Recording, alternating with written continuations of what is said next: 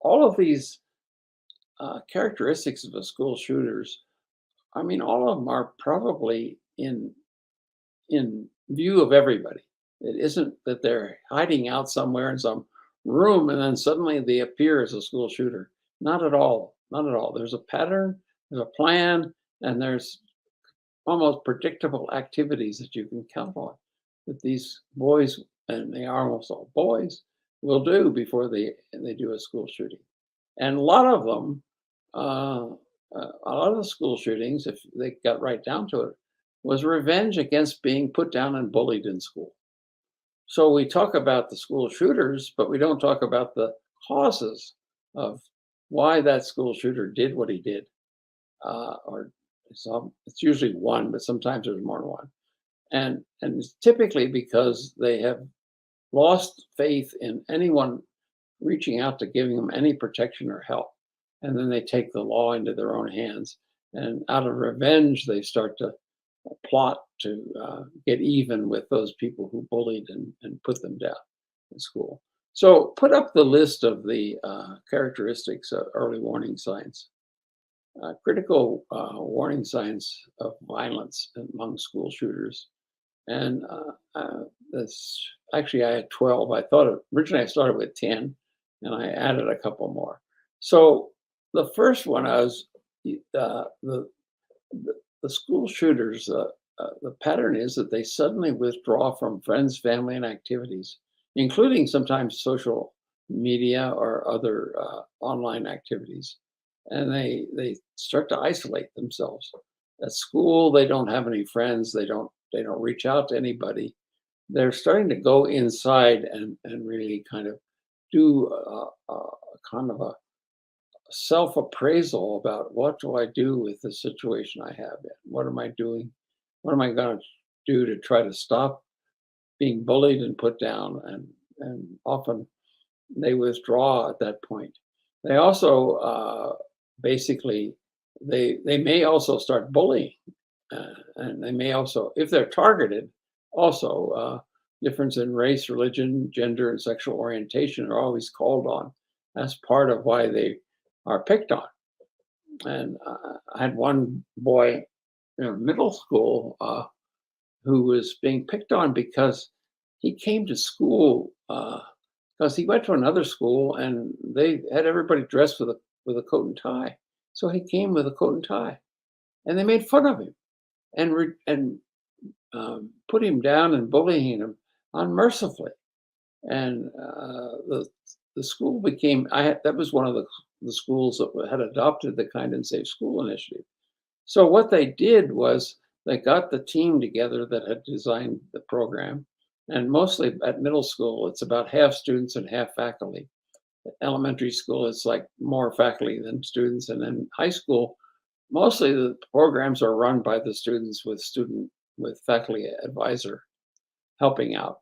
So this team got together and they said, "What can we do about this? How can we protect this boy?" They came up with an absolutely brilliant idea. They decided the next Friday, everybody in the school was going to dress exactly like him. I thought it was a very creative way to deal with the problem. So if they were going to bully him, they had to bully everybody. And so it turned out to really raise the awareness of what they were doing. Noticing the school was responding, and the boy felt more safe and more protected as a result. Uh, and they some of the bullying and put down stopped. The third thing is that they start to get very irritable and lack patience and become angry quickly. They have a quick trigger, and this is indication of some post-traumatic stress symptoms, as well as just sort of giving up on not being able to handle their life situation in any other way. And so they become much more negative themselves. They're much more irritable, much more angry. And then number four, they start to experience chronic loneliness or social isolation.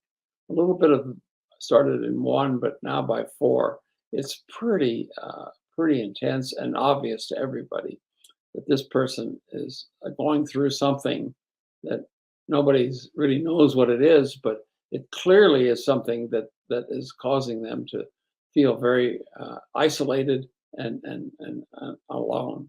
And so when you find a kid in school who has those symptoms, that kid could be a potential school shooter. And then they start expressing persistent doubts of harming themselves or someone else. And so this is where they start to reach out to some of people in the school, and they start to express some of their anger towards them. And they don't do any actions except to show the anger. And then number six, when it starts to get a little bit more severe, they start to make direct threats toward a place, another person, or themselves, threats of violence. And this is very common among school shooters. And then number seven, they actually start bragging about having access to guns or weapons. And many of the school shootings that I've studied, a lot of their friends knew that they had guns and they were upset about what was happening at school, and they did nothing to stop them. And then they also, at this stage, number eight, is they begin to try to recruit accomplices, or they begin to select audiences for an attack. They start to take notes on, and many of them will develop like a map of the building and where everybody is at certain times, and begin to plot an attack, and then they develop this uh, plan that they have to basically carry out some kind of act of violence against the school. And what sets them off at the very end is not clear.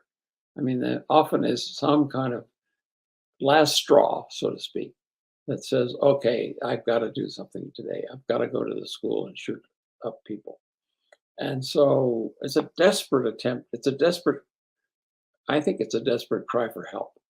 And unfortunately, all the other cries for help before that went unheeded. And therefore, they have to just take this situation under their own uh, control and begin to take action.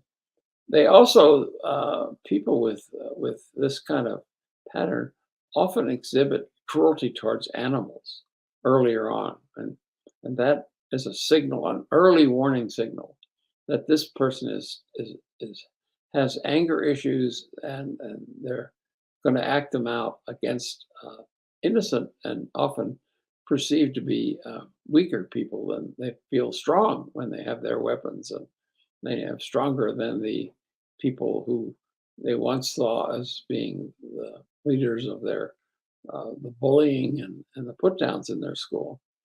There's also evidence in a lot of school shooters that they had an insecure bonding and attachment history.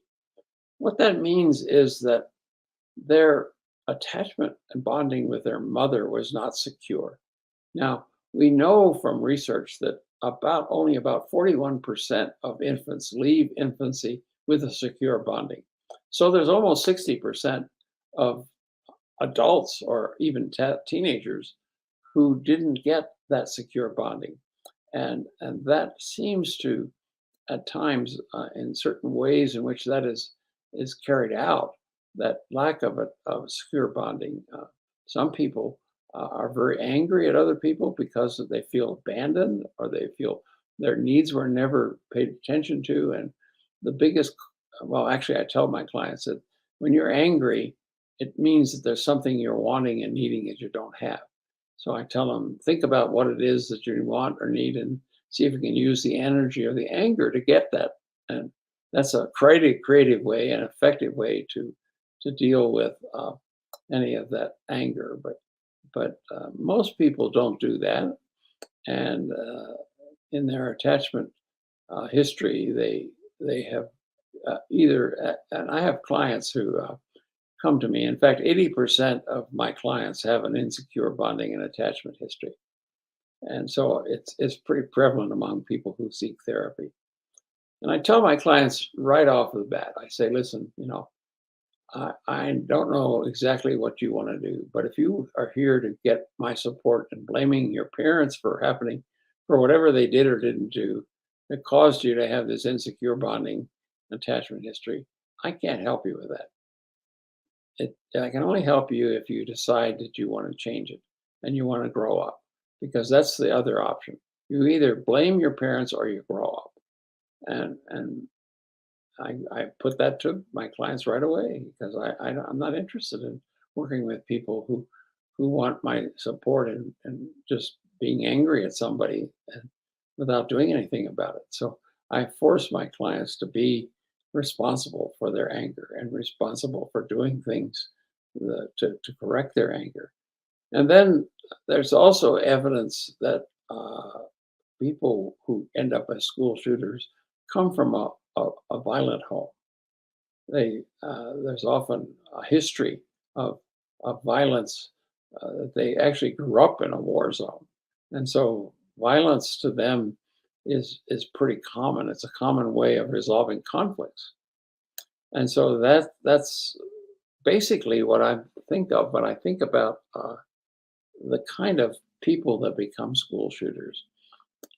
And if we were able to identify that person looking at these symptoms here, uh, making, I mean, just they're obviously not hiding somewhere in some basement and then suddenly come up and start shooting up the place. They give lots of opportunities for other people to know what they're up to. But again, we don't pay attention to these warning signs, and so they end up in some kind of school shooting.